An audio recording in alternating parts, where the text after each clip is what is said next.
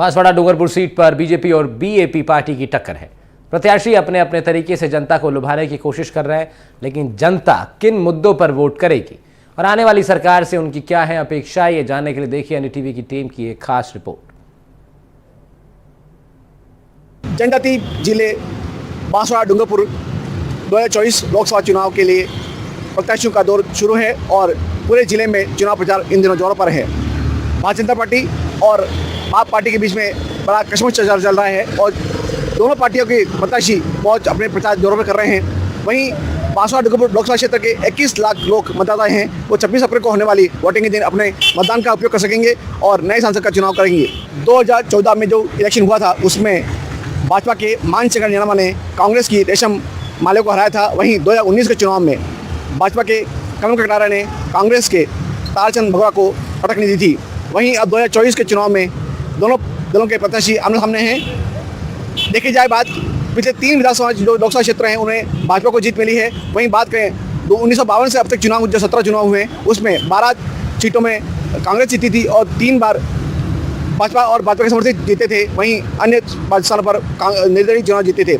अब बात करें 2024 में, तो अभी जो 26 अप्रैल को चुनाव होने वाले हैं उनके लिए प्रत्याशियों का जोर जारी है और वहीं जो मतदाता है उनके मन में क्या है, इनके जानने के लिए हम पहुंचे हैं आजाद केंद्र चौक पे और जानते हैं कि मतदाता के मन में क्या बात है। जनजाति बाहुल बांसवाड़ा डूंगरपुर लोकसभा क्षेत्र के लिए चुनाव प्रचार काफी चरम पे है और बांसवाड़ा डूंगरपुर के लोग भी चुनाव प्रचार में तैयारी के लिए जुटे हुए हैं। बांसवाड़ा की एक बात करें तो बांसवाड़ा डूंगरपुर लोकसभा क्षेत्र है। 2014 में बीजेपी ने जीत जीती और 2019 में भी बीजेपी ने यहाँ जीत हासिल की थी। 14 में मानशंकर नीलमा जो घाटोल से थे उन्होंने जीत हासिल की थी और 2019 में कमल कटारा जो सागड़ा से थे उन्होंने जीत हासिल की थी। 2024 के चुनाव भी आसन्न है और उसको लेकर जो है दोनों पार्टियों ने अपनी तैयारी शुरू कर दी है। हमारे साथ में यहाँ लोग मौजूद हैं। हम खड़े हैं अभी आजाद चौक में, जहाँ पर आज़ादी के बाद में पहली बार झंडा लहराया था और हमारे साथ में कुछ लोग हैं। उनसे पूछते हैं कि इन चुनाव में क्या मुद्दा रहेगा और क्या चाहते हैं, इन चुनाव में क्या मुद्दा रहेगा चुनाव में।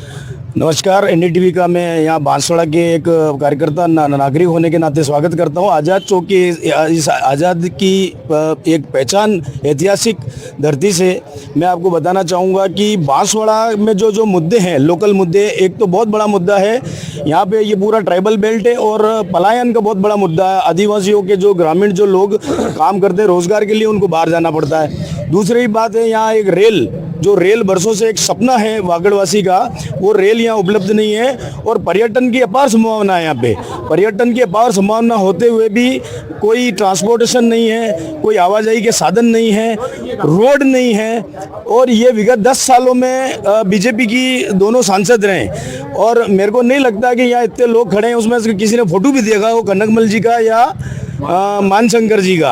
और कनकमल जी तो फिर भी इधर उधर कहीं दिख जाते थे टीवी में और मानशंकर जी को प्रधान से डायरेक्ट चुनाव लड़ाया।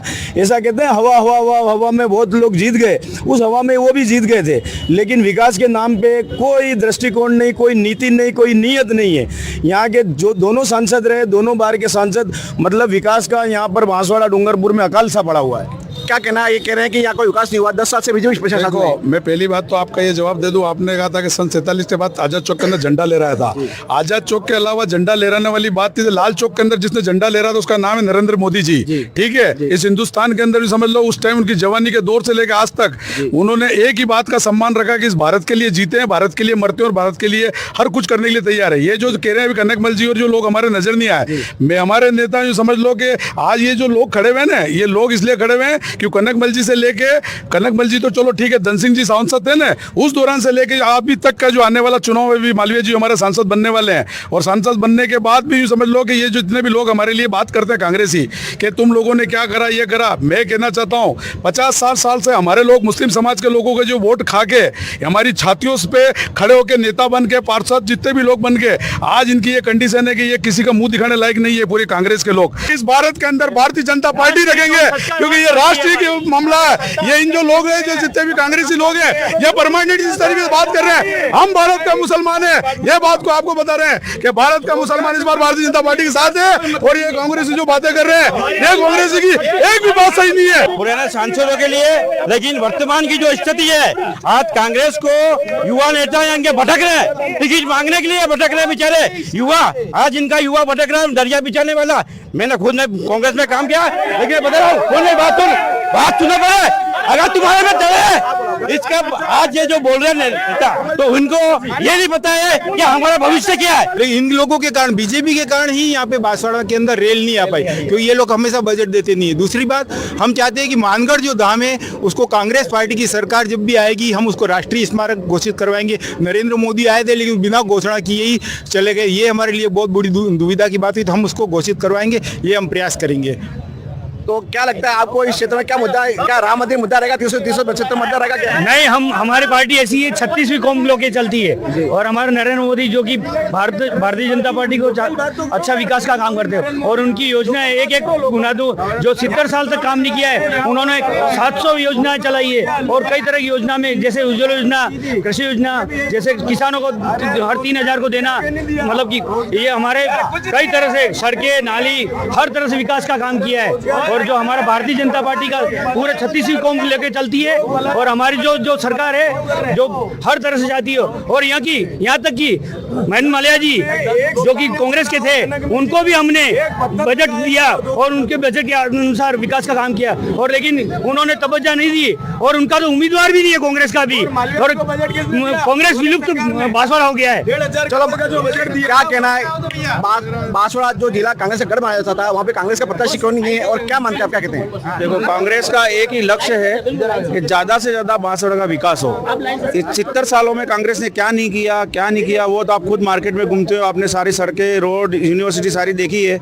योजनाएं के जो मामले में है, आज जिन लोगों ने वोट बीजेपी को दिया वो अपने आप को ठगा महसूस कर रहे हैं। एक घर में कम से कम अशोक गहलोत की 3.5 लाख से 4 लाख की योजनाएं 5 साल के अंदर जारी थी, और जिन लोगों ने वोट नहीं दिया है वो सोच रहे हैं कि हमने कितनी बड़ी मूर्खता कर दी कि हमारी 1,000 की पेंशन बंद हो गई है।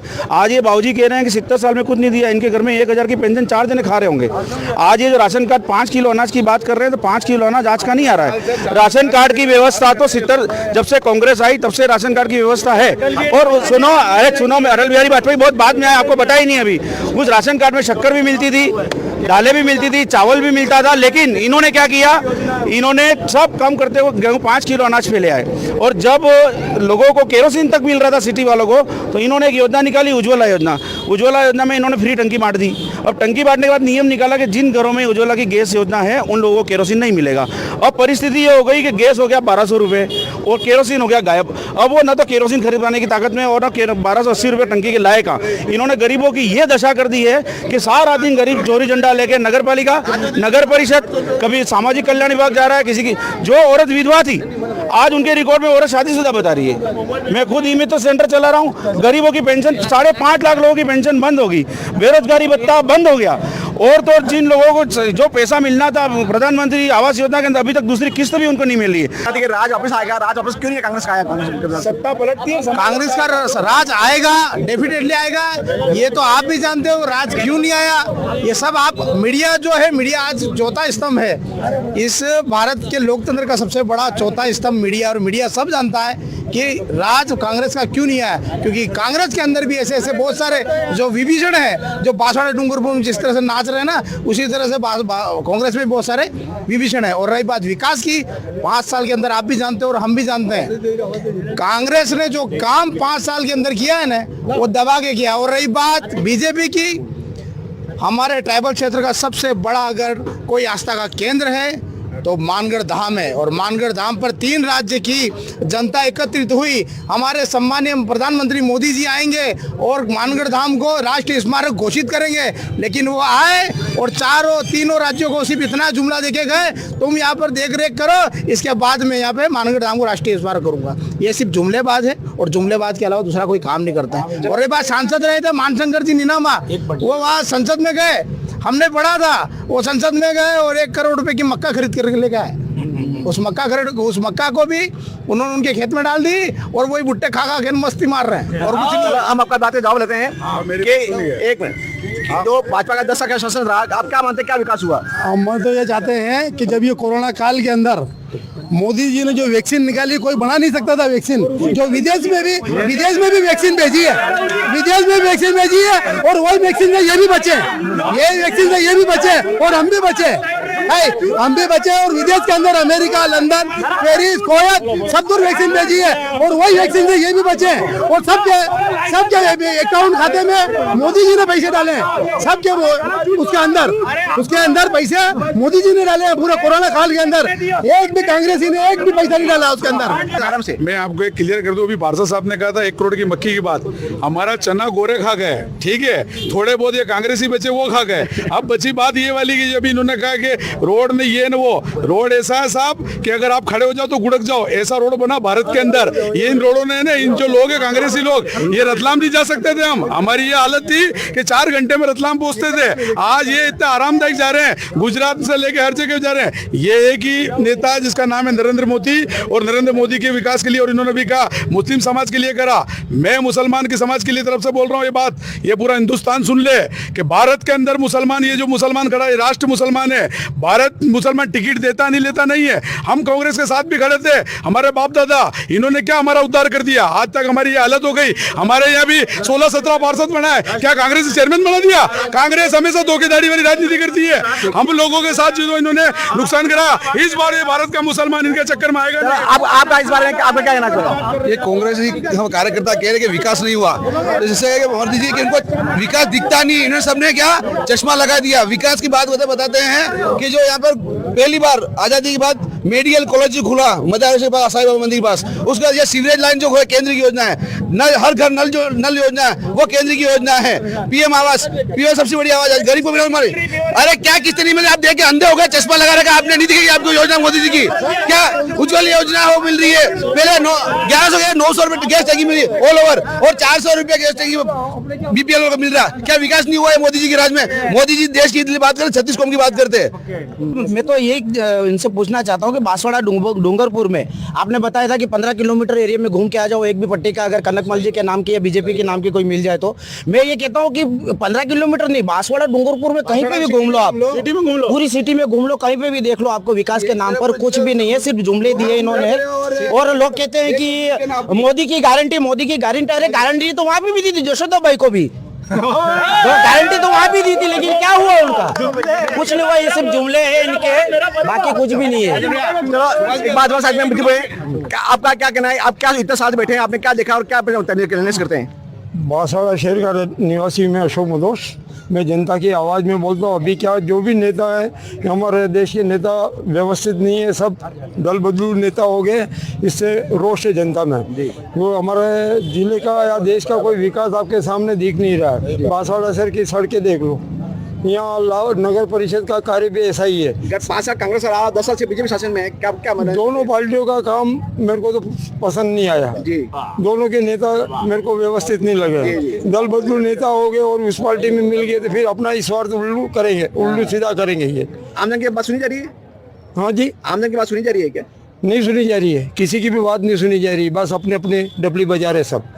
अगर आप बांसवाड़ा लोकसभा डूंगरपुर की बात कर रहे हो तो आप पूरे बांसवाड़ा में भी घूम जाओगे तो आपको कहीं भी मिलेगा तो कांग्रेस की पट्टी का मिलेगी। विगत 4 बार से यहाँ का विधायक भी कांग्रेस का है और सभापति अभी था वो भी जनेंद्र त्रिवेदी, वो भी कांग्रेस का। बीच में मंजू बाला पुरोहित करके महिला आई थी, वो पूरे बढ़िया चोर करके चली गई। उससे पहले राजेश टेलर जी थे। कांग्रेस आएगी, काम करेगी। बीजेपी के पास विकास के नाम का कोई काम ही नहीं है। विकास क्या होता है? इसका प्रत्याशी को नहीं है। कांग्रेस का प्रत्याशी आ जाएगा, जल्द आ जाएगा, आप चिंता मत करिए। बीजेपी का प्रत्याशी था नहीं, कांग्रेस का हुआ। इनका जिला अध्यक्ष 1 महीना 1.5 महीना पहले वो घूम रहा था, 2,500 करोड़ लेके ईडी का घोटाला करके 2,500। जिला अध्यक्ष लाभचंदी पटेल पेपर में आया है और लाभचंद जी का फोटो भी है, आधा काला और आधा सफेद। आपने भी सबने देखा। और वही लाभचंद जी मालवीय जी को जेब में बिठाए बैठे थे। क्या वो महीने भर पहले जब कांग्रेस में थे तब भ्रष्टाचारी थे और बीजेपी में आ गए तो साहूकार आ गए। ऐसी कौन सी मशीन लगा रखी है? आपने देखा, दोनों पक्ष बात सुनी। आपने कहा 5 साल कांग्रेस सरकार रही और 10 साल से केंद्र में भाजपा सरकार है और लोगों का क्या है कि कोई विकास नहीं हुआ। कई लोगों का कहना है विकास भाजपा से हुआ, इसने कहा कि कांग्रेस के राज में विकास हुआ। हमने दोनों पक्ष की बात सुनी और मुद्दा छोड़ते हैं जनता पर कि वो किस मुद्दे पर वोट देती है। बांसवाड़ा से एनडीटीवी के सुभाष मेहता।